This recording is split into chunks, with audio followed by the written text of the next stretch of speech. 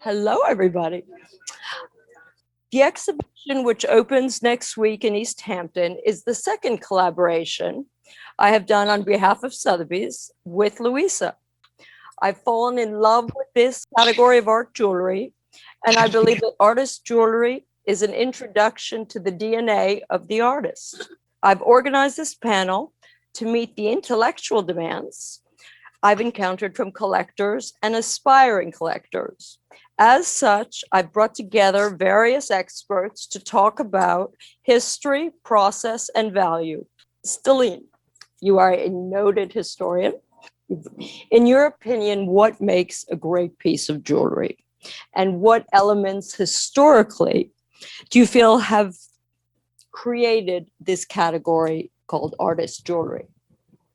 Well, what makes a great piece of jewelry, I think, is almost a separate question from what has created artist jewelry. I think that there is a conversation also to be had about, is a great piece of jewelry art? Something I've always maintained that truly great pieces of jewelry are art. Okay. But what we're talking about now is jewelry made by visual artists or sculptors and make great pieces of jewelry, but approach it from an entirely different genre. For me, what makes a great piece of jewelry, whether it's signed by Man Ray or by Verdora, is, of course, materials. I think the more wild and imaginative and unexpected a material that creates a piece of jewelry is, the more interesting it is. Certainly, materials being the best of their kind makes a great piece of jewelry. How it's made makes a great piece of jewelry. But the overarching element of a great piece of jewelry is when you see the artist or the jeweler's imagination and vision writ large on this small piece of art. And you see that necklace that you're wearing, immediately, you know it's Lalanne. That makes it a great piece of jewelry for me.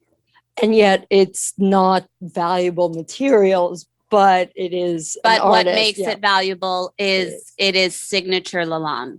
You could have a piece of jewelry, amazing to have a Cartier signed piece, amazing to have a Bulgari signed piece, but also pretty cool to have a Picasso signed piece. Yeah.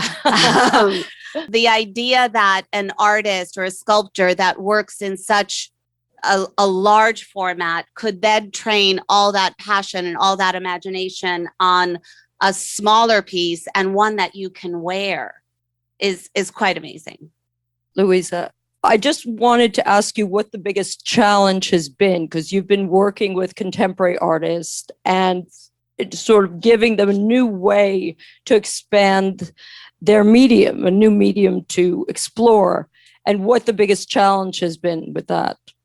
So sometimes the artists have this kind of slightly off the wall idea, if I may say, and I have to kind of bring it in and say, okay, now hang on, we've got to be able to wear this, we've got to look at it, we've got to see it, and it can't just be as abstract as a piece of art. So without tailoring them and bossing them around too much, I try to guide them. So the most difficult part of the process is creating a really great piece of work that is kind of organic from what they want, that works as a piece of jewelry and in scale works and is comfortable to wear and is a nice piece to collect.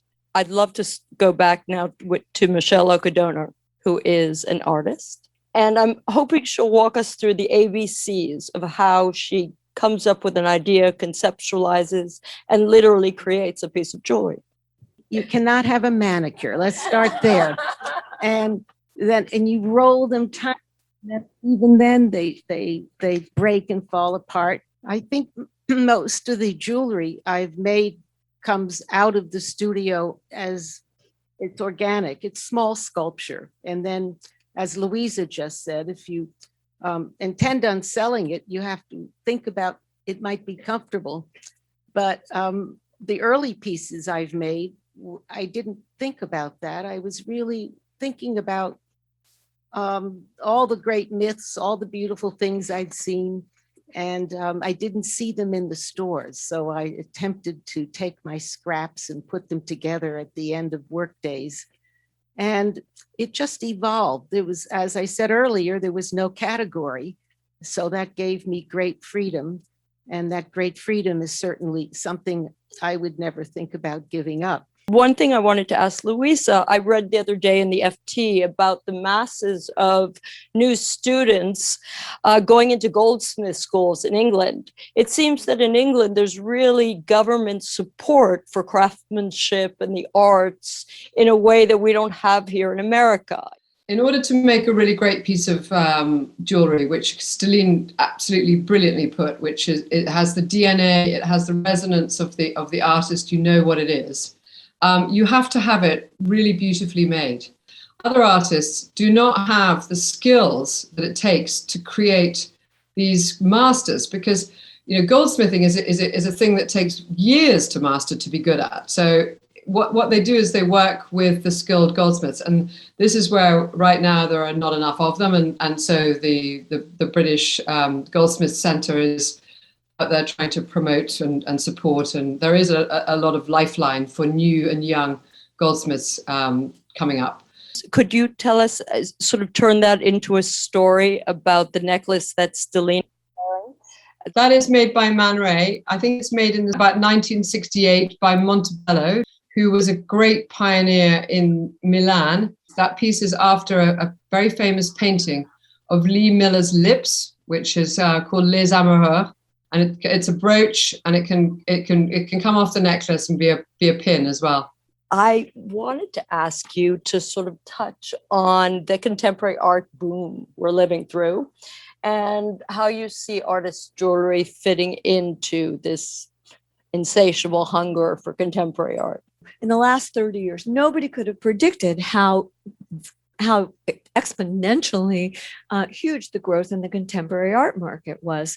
Now you've got millions of people around the globe, 24/7, online and everywhere, who are familiar with art, who are comfortable buying art, who know the names of artists, great and emerging, and who it's part of the vernacular. They may not be able to spend $53 million on an Ed Ruscha painting or $35 million on a Jeff Koons, but they can wear a very beautiful amulet and piece on their neck, and it conveys their sensitivity and their artistic awareness, and it's a way to engage personally. I think as the contemporary art market has grown, I think the market for artist jewelry is really going to grow.